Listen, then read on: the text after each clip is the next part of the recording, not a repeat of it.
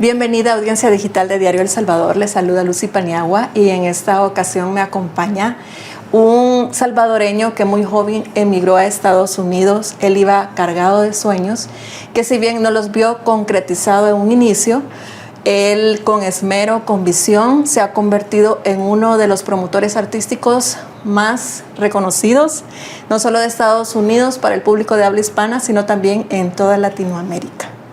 Este día nos acompaña Oscar Toto Zelaya. Hola, ¿cómo estás? ¿Cómo está? Mucho gusto. Feliz de estar aquí con usted.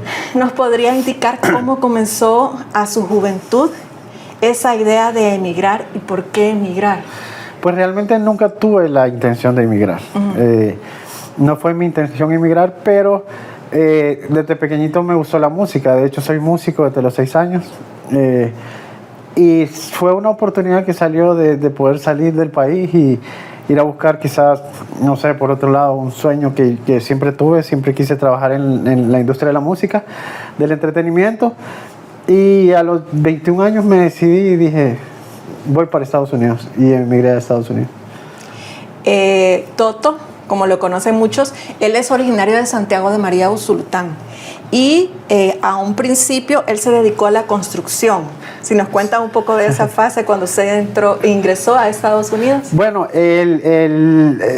como cualquier inmigrante, llegué a Estados Unidos. La primera oportunidad que me salió fue de construcción. No conocía a nadie, no conocía el idioma, lo llevaba más o menos, no es que hablar, no era bilingüe. Y me tocó trabajar en construcción. El segundo día de haber llegado a Atlanta ya tenía trabajo. Me llegaron a traer a las 5 de la mañana. A un mundo que yo desconocía completamente, congelada toda la ciudad. O sea, llegamos a unas temperaturas impresionantes que solo de acordarme te arde la cara, las manos. Y ahí fue que empecé en construcción y fue la primera oportunidad que tuve. De hecho, todavía tengo muchos amigos de construcción que siguen siendo amigos míos. Nos hablamos ya en mis cumpleaños, nos vemos en mis cosas. Hablaba con algunos de mis amigos que en mis fiestas o en mis reuniones, en mis cumpleaños, en una mesa pueden estar todos mis amigos de construcción y en la siguiente puede estar el presidente de uno de los estudios de Hollywood más importantes que hay ahorita en Estados Unidos, y que puede mezclar los dos mundos de donde empecé a donde, gracias a Dios, me ha dado la oportunidad de llegar por cuestión de seguir mis sueños, de seguir mis cosas, y la verdad que es muy, muy, muy interesante. ¿Cómo fue ese salto de la construcción a ser un promotor de eventos artísticos? Fíjate que yo en la mañana estudiaba de 5 de la mañana a 4 de la tarde, trabajaba en construcción, pero de 7 de la noche a 10 de la noche o 11 de la noche tocaba en restaurantes. Tocaba música con amigos, con músicos, entonces... ¿Qué instrumento tocaba? Pues yo soy baterista. Yo soy baterista, pero después empecé a tocar piano, guitarra, bajo, multi-instrumentalista. Cuando tocas un instrumento es muy fácil seguir tocando otros instrumentos y aprendes en el camino. Entonces yo tocaba cualquier instrumento que necesitaran. Si necesitaban bajo, entonces yo entraba a tocar bajo. Si necesitaban percusiones, yo tocaba percusiones. Entonces mi vida era entre la construcción y en la noche. Y yo conocí muchos amigos músicos en Estados Unidos. Y el principio de toda mi carrera fue, aquí no hay un estudio de grabación para latinos. Entonces, como Atlanta de hecho tiene los mejores estudios de R&B, de hip hop, Atlanta es muy fuerte en country music, en toda esa clase de música, pero no habían estudios de grabación para latinos que entendieran una cumbia, una salsa, una clave cubana, no habían. Y me di la tarea de empezar a soñar y decir, voy a montar el primer estudio de grabación profesional para latinos, y con material que me regalaban en la construcción mis amigos, con cosas que sobraban en las construcciones que se los pedía a mi jefe. Empecé a construir todo con mis amigos de construcción. Renté un local y empezamos a diseñar todo el estudio de grabación. Empecé a traer gente para que me ayudara a grabar, de ingenieros. Me llevé de hecho otro salvadoreño que era muy buen músico y muy ingeniero para Estados Unidos, y montamos el primer estudio de grabación. ¿Y cuáles fueron los primeros grupos o artistas que grabaron en su estudio? ¿Ya se llamaba Blue Point en ese No, se llamaba Latin Time Studio, el tiempo de los latinos. Y fue interesante porque llegaron muchos músicos no muy conocidos en ese entonces.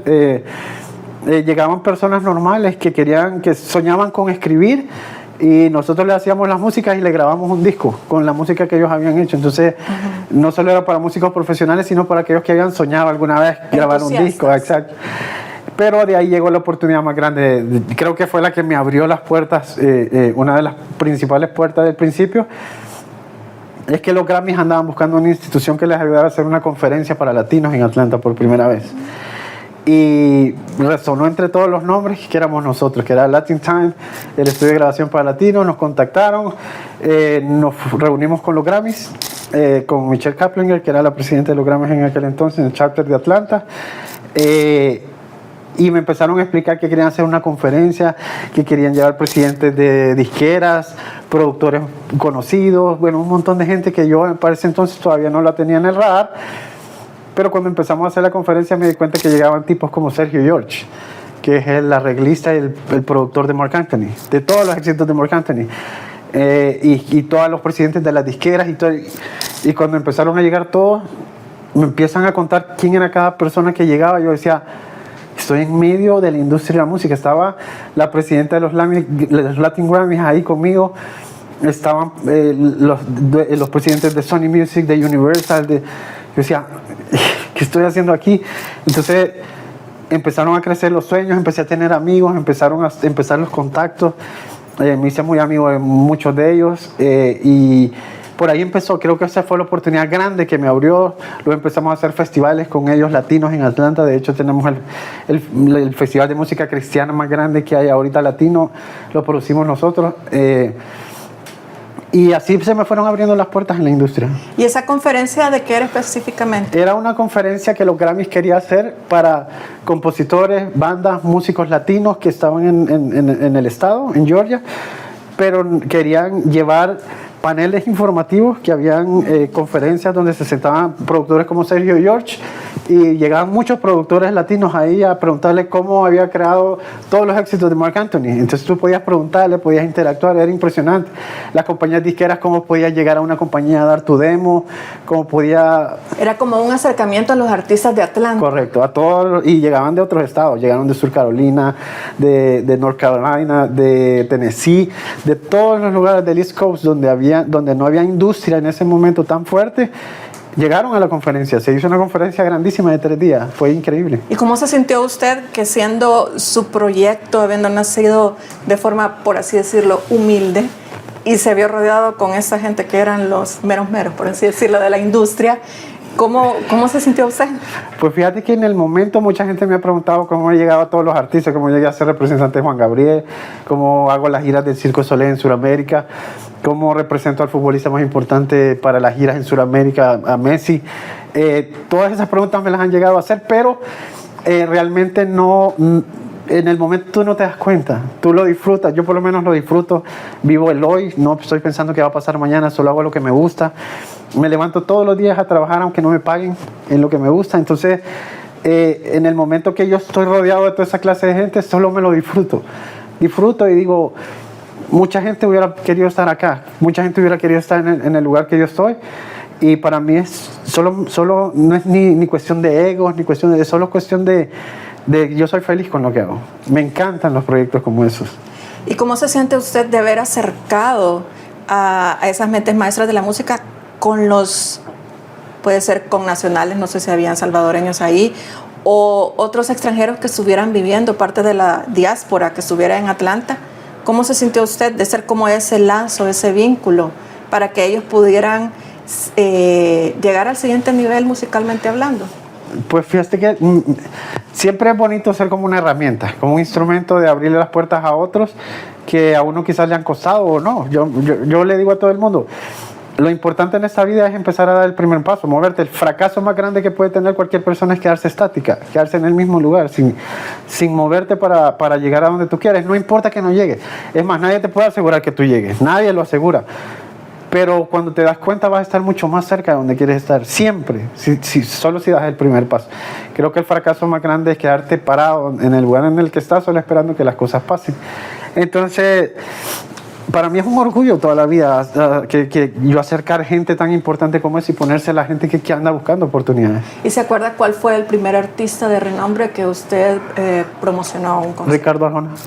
¿En qué año fue? La primera gira de Ricardo Arjona fue en el 2006. ¿Qué estados se acuerda? Atlanta. En mi casa fue uno de los principales. Fue el arranque de mi carrera en el entretenimiento grande. Fue mi primer concierto realmente grande, o sea, de una arena, de cosas grandes. Entonces, siempre va a estar en mi memoria el concierto de Ricardo Arjona cuando empecé, cuando cometí todos los errores. ¿Cómo dio el paso? ¿Cuánto tiempo pasó para crear su productora Blue Point? Fíjate que Blue Point empezó en el 2006. Precisamente la creamos por el concierto de Ricardo Arjona. Que no tenía compañía, pero la creé y dije, tengo que usar una productora para hacer el concierto. Entonces, en el 2006 la creamos y de ahí ya, imagínate, una historia casi de 20 y pico de años. Bueno, para quienes no saben, él ha promocionado eventos de Karol G, de Lionel Messi. Quiero ver cuál otro. Juan Gabriel, ese que hay una historia bien particular que fue persistente, porque ¿cuántas veces tuvo uno de Juan Gabriel? 159 veces, un año, 8 meses que me decían que no, toda la semana. Y de hecho por eso se llama mi libro así. Si nos puede contar parte de ello. Bueno, el libro se trata de casi todas las historias, desde la dislexia que tengo, no puedo leer, se me hace muy difícil leer. Entonces, cuento cómo en la dislexia en toda mi escuela fue una pesadilla para mí, porque antes pues no había muchos estudios, no había muchas cosas, entonces los niños eran vagos, éramos vagos los que no podíamos leer, los que no poníamos atención, pero cuento lo de mi dislexia, que fue una fortaleza para mí. De hecho, es una de las cosas más fuertes que he ocupado, que he convertido en una de las lanzas en mi vida, mi deficiencia para poder leer. Y luego cuento cuando me fui a Estados Unidos, cómo empecé en la construcción, cómo armé mi estudio de grabación, cómo hice mi primer concierto, cómo conseguí a Juan Gabriel después de una crisis grandísima y el Señor me dijo, haz lo que quieras de mi carrera, vamos a ir a toda Sudamérica. De hecho fue una de las giras más espectaculares, todas las giras que hice con el señor Alberto Aguilera hasta que murió. ¿Desde qué año? Del 2011. Yo fui desde el 2011 hasta que murió en el 2016. En Estados Unidos y Sudamérica. En Sudamérica. En Estados Unidos lo manejaba el hijo y en México también. Yo lo manejaba en Centro y Sudamérica. Y pasábamos más en Centro y Sudamérica, o sea, hacíamos muchas cosas en Centro y Sudamérica. El libro va a ser lanzado en estos días, pero ¿a dónde puede ser adquirido? Lo vamos a tener en Amazon y lo vamos a tener en Spotify, en audiolibro también y en algunas librerías así físicamente con el libro físico. ¿Y qué mensaje podría darle a aquellos salvadoreños que se encuentran en cualquier país que no sea el suyo originalmente y que deseen avanzar, seguir ese sueño, que quizás en el extranjero se sientan solos, nadie los conoce? Correcto. ¿Cómo pueden ellos o qué mensaje podría darles? Pues fíjate que siempre me piden, darnos un mensaje para ver qué. Y para mí es como complicado dar el mensaje porque todo lo que hice lo hice con pasión. Siempre nunca busqué un mapa, nunca seguí un camino que me habían dicho. Tuve muchos mentores, me acuerdo absolutamente de todo lo que me dicen porque creo que es clave tener mentores en la vida. Siempre tienes que tener personas que te guíen. Pero yo creo que el mayor consejo que yo puedo darle a todo el mundo es que no se queden quietos, que no paren por nada del mundo, que los errores son parte de la vida, que los no son parte de la vida, que nada de eso los detenga, que básicamente yo digo que siempre los errores son el ladrillo de la pared del triunfo de cualquier persona. Todos los triunfos más grandes están construidos con ladrillos de fracasos y fracasos y fracasos. Y todo el mundo fracasa. De hecho, en el libro hay 3 fracasos grandes míos que fueron muy duros a salir adelante de ellos, que también estaba la historia de Dante Gebel, cómo lo conocí, debido a uno de los mayores fracasos de mi vida. Cómo empecé a trabajar con él, cómo hicimos giras con él por todos lados. De hecho, le presenté al presidente de aquí, a él lo conoció cuando yo ¿cómo se llama? Lo representaba y ellos se quisieron conocer y yo le dije, vengan, yo los presento. Se hicieron muy amigos, entonces todas esas historias están en el libro, pero el mayor consejo que puedo dar en la vida es no te quedes quieto, nunca. Siempre tienes que estar moviéndote para donde quieres y no hurtes el talento de los demás. Mira para lo que eres bueno, para lo que eres mejor que todos los que están en el cuarto y ahí es donde tienes que apostar. Bueno, muchas gracias por su tiempo. Yo sé que podríamos estar hablando aquí horas y horas y es bastante interesante todo por lo que ha pasado, a todas las personas que ha conocido, a quienes ha representado, Pero si quieren saber más, pueden leer la entrevista en la edición impresa de Diario El Salvador, también en web, y ahí pueden leer más detalles. Y si quieren tener más detalles, pueden adquirir el libro en Amazon y en las otras plataformas que ya comentó antes Toto. Bueno, muchas gracias a ustedes por estar pendiente de Diario El Salvador y nos vemos en la próxima.